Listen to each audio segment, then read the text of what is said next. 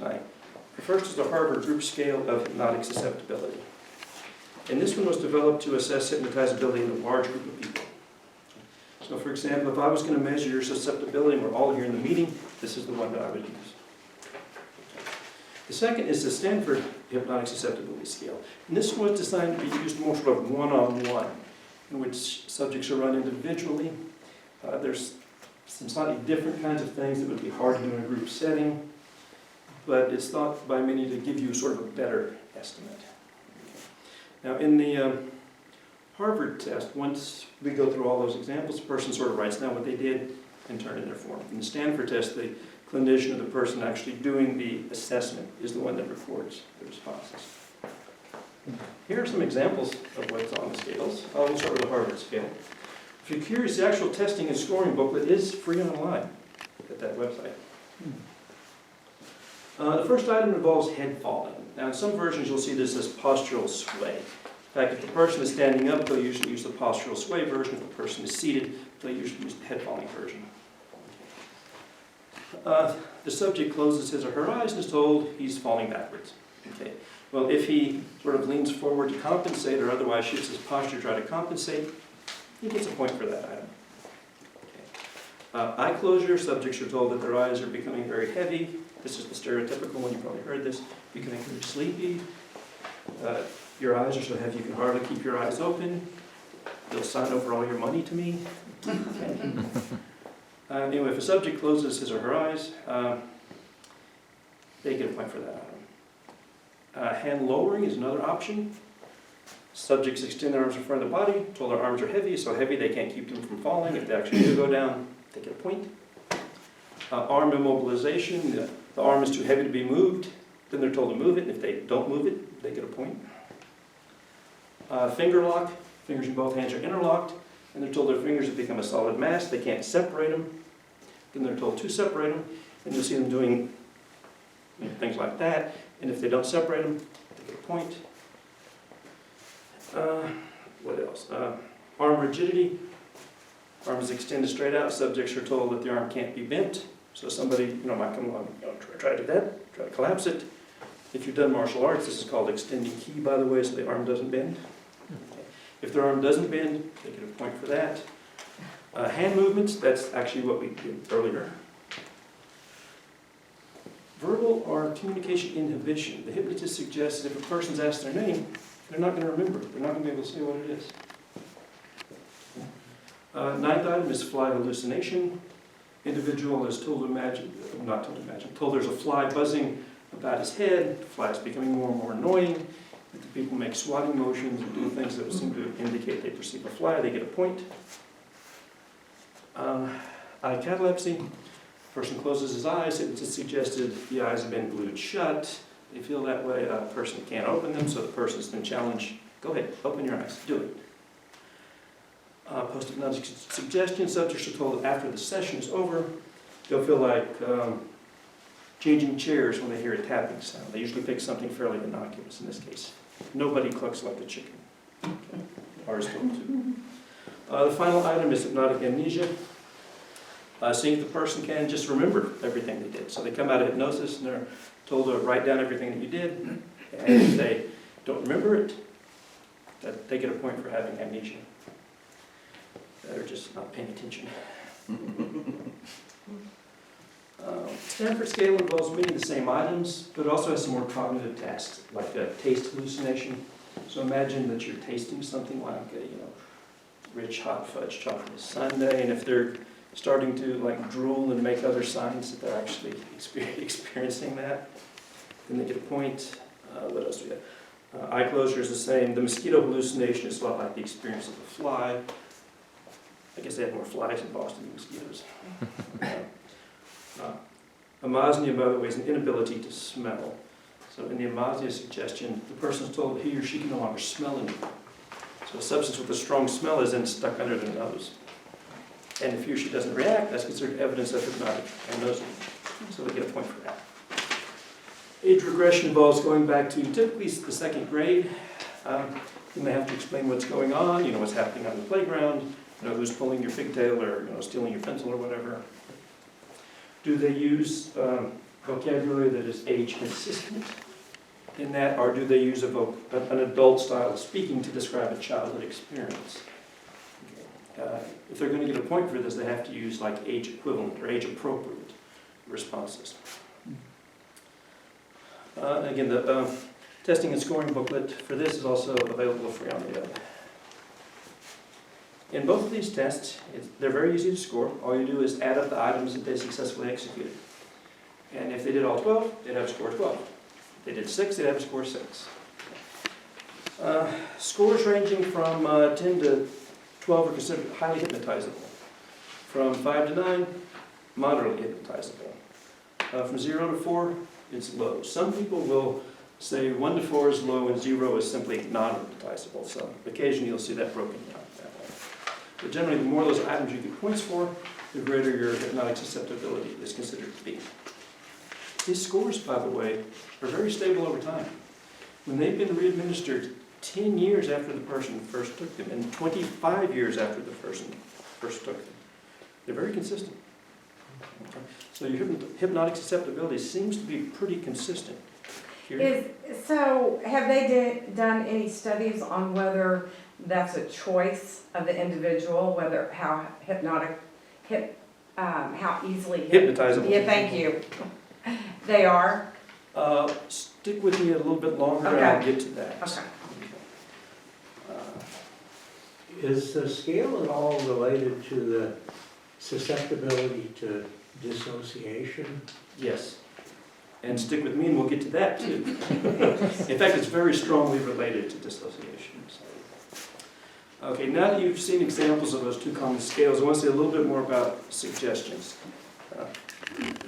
In fact, there are 3 main types, and you saw examples of each of those types. One major type is idiomotor. Now, in an idiomotor suggestion, hypnotist asks the person, okay, imagine some state of affairs.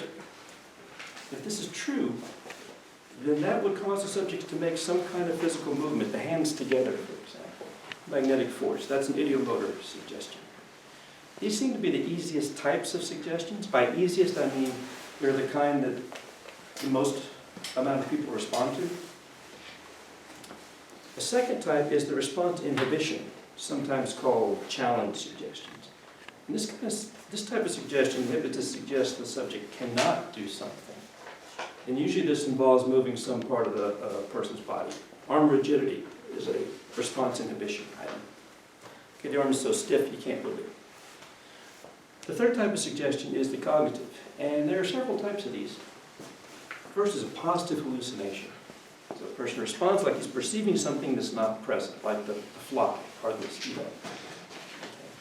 In the version of this they used out in Arizona, the hypnotist would turn on a cassette player that had a blank tape, and the subject would be asked to identify the music. They had some mean streaks in the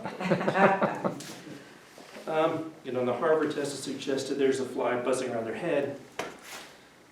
Now, even though the hallucination is a subjective experience, the person has to make some kind of objective, observable response before the hypnotist can score it as having occurred. So if a person normally, doesn't mind if a fly is buzzing them and strafing their head, so they wouldn't respond, then they're not going to get credit for having a positive hallucination.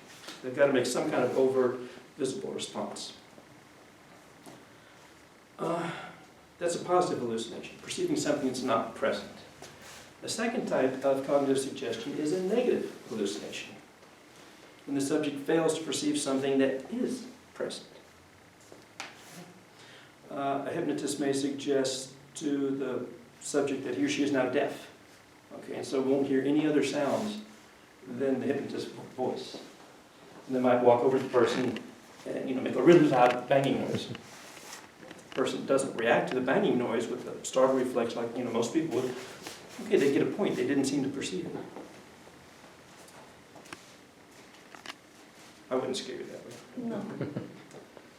No.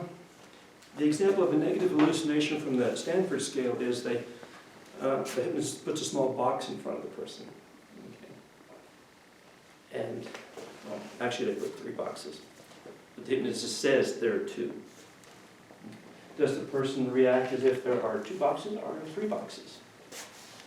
Or for those of you that know the obscure reference, there are 4 lights. Okay, one person knows that reference. Where are we? Well, a more practical application of negative hallucinations would be in pain control. Pain might be present, but maybe people could be given a hypnotic suggestion that there is no pain. Okay. It's a perfect state. We'll look at how well I can string my sentences together. After we look at how well hypnotic suggestions work in controlling pain in a few minutes. A third flavor of cognitive suggestion is age regression. A hypnotist tells a subject that he or she is getting younger, going back to some time earlier in life, and typically it's a time in young childhood. Good hypnotic subjects will report subjective experiences of, feeling younger, smaller, vivid images of playing on the playground or the classroom, other places from the appropriate times. Their voices might change, their handwriting might change, both becoming more childlike. New Age types have tried to generalize this technique to go not just back into childhood, but back into the time before birth or even past lives. We're going to come back to that at the end of the talk. So I have to give you a hook to keep you here. A fourth flavor is the hypnotic dream. In the hypnotic dream suggestion, the hypnotist has somebody in a trance and they say, you're now going to dream about some particular topic. The subject will have the dream then and there. Okay, this doesn't refer to a dream they'll have later on at night, after they've been hypnotized, after the session's done and they've gone home and gone to bed.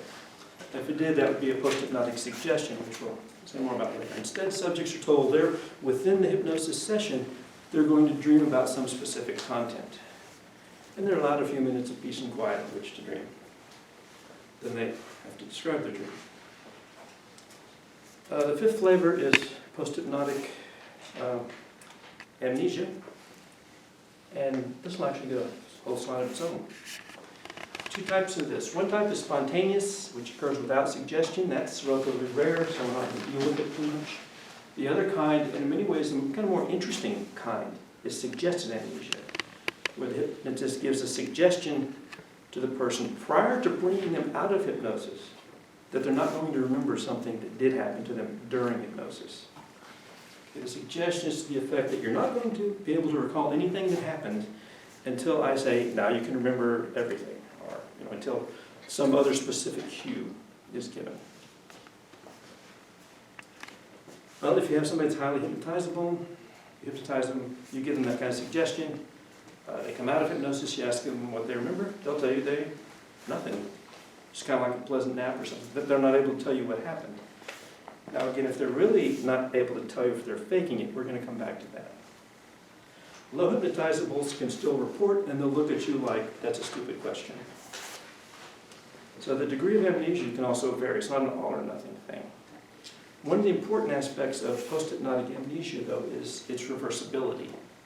It can be canceled. So once the person gets the reversal cue, most highly hypnotizable people can remember at least some additional information, more than they could before they got that cue. Now the cue doesn't have to be the phrase, now you can remember anything. It can be any phrase, it can be any action, it can be, tapping on a card. Anything can function as a cue. You just have to tell the person what the cue is going to be. So the first one, though, I'm not quite understanding how that happens. Can you define that or describe that quickly? Okay, let's say that, I hypnotize you and I don't give you any kind of suggestion that you're not going to remember anything. Okay. You come out of hypnosis, I ask you, by the way, what do you remember? You don't remember anything. Okay. It was spontaneous, but I didn't give you any suggestion to make it happen. Okay. And that's relatively rare. Okay, most people, as soon as they come out of hypnosis, it's only been a couple minutes, they can remember what they did.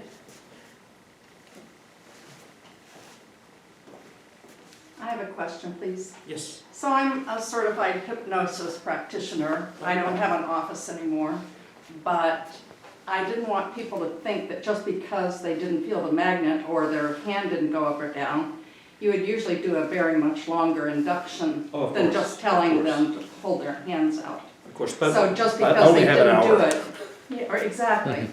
It doesn't mean that they're not hypnotizable if they didn't feel that tonight. Yeah, Right. and when you're doing the induction, what you're doing is slowing down the brain waves. And when you're in a slower brainwave pattern, you access different parts of your brain that are powerful and that you can't do in normal waking consciousness. Theta or whatever. Yeah, Yeah. at lower alpha, theta. And Elmer Green, who did a lot of research Oh, and, yeah. and stuff, found that in a deeply hypnotic state, a person could be told that they're being touched with a hot coal and it would only be a pencil. But the skin would blister up. Right, Yes, yes. You know, so Right. but that doesn't happen in normal waking consciousness. But you have, you know, a suggestion when you're slowed down is reality. right. I can't wait till he It has talks more, about yeah. pain control. Yeah, Yeah, that's toward the, we're definitely gonna talk about pain control. Yep. Okay, where was I? It's reversible, okay, it can be canceled. So once the person gives a reversal cue, most highly hypnotizable people can remember some additional information. The extent to which post-hypnotic amnesia is a legitimate phenomenon